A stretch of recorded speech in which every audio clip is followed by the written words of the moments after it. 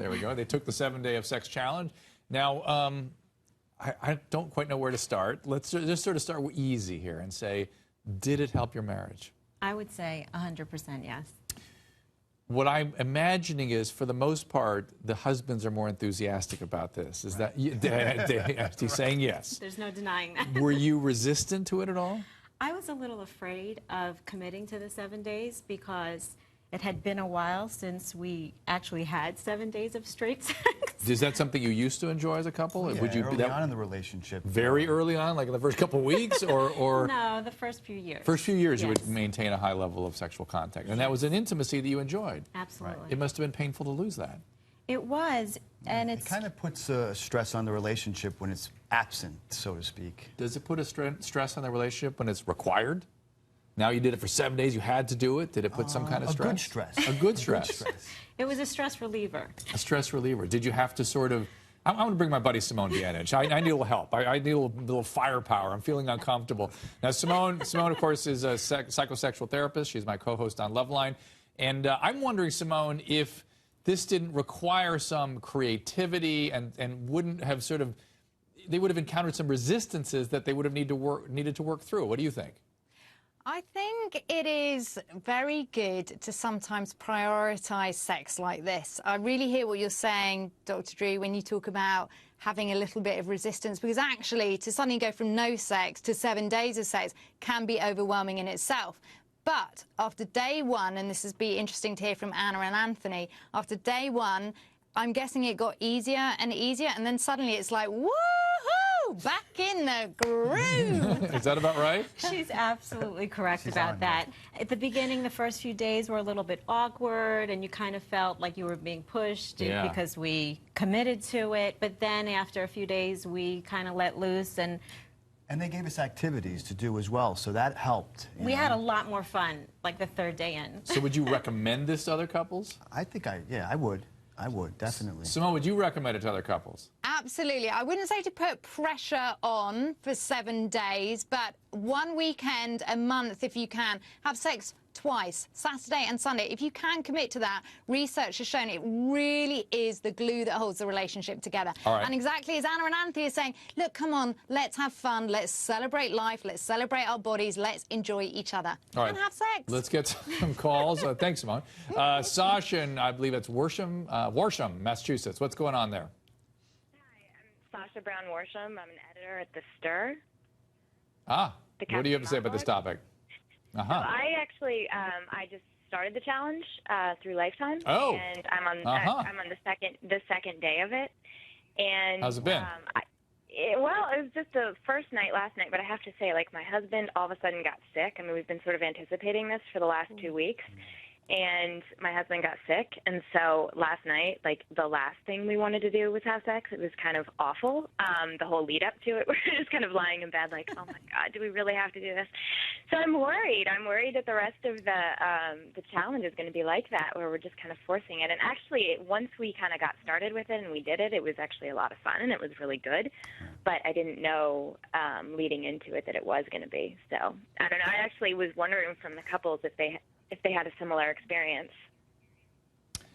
Did you have a similar experience? I actually had a similar experience. Anthony was gung-ho from the beginning. Yeah, I was very into it. But I was a little bit...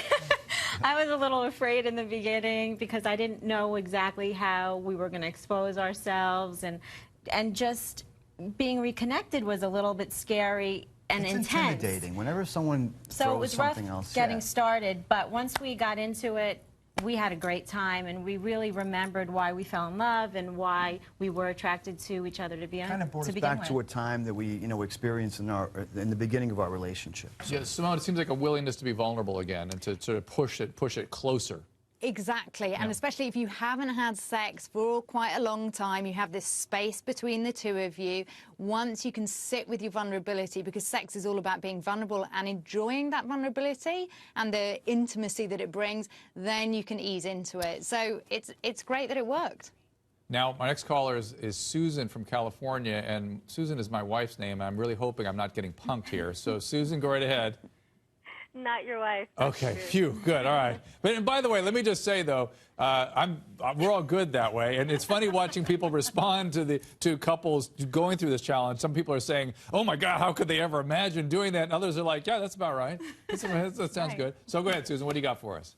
Well, I agree with what they say about the intimacy that sexual contact and that type of communication brings, but I think it's a gross overstatement to say that it can save someone's marriage. It's a oversimplified solution for a complicated problem.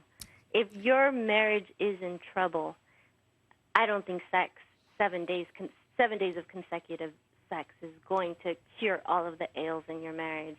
And I've been married and I'm divorced, and we were knocking it out till the very end. Knocking it out. Well, Simone, let me ask Simone, because she is a specialist in these interpersonal experiences. So, Simone, will knocking it out regularly be enough to keep a couple together? I say not. I agree with you on that.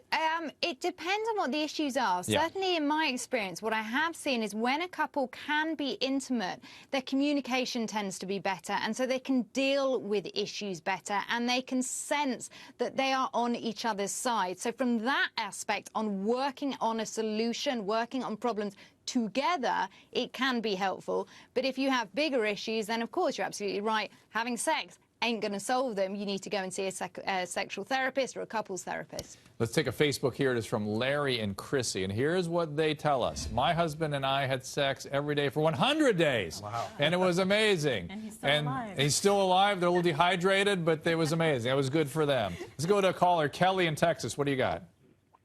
Hi, Dr. Drew. Kelly. I just think people are focusing on the word sex and the 7 days, like this is some hard and fast rule.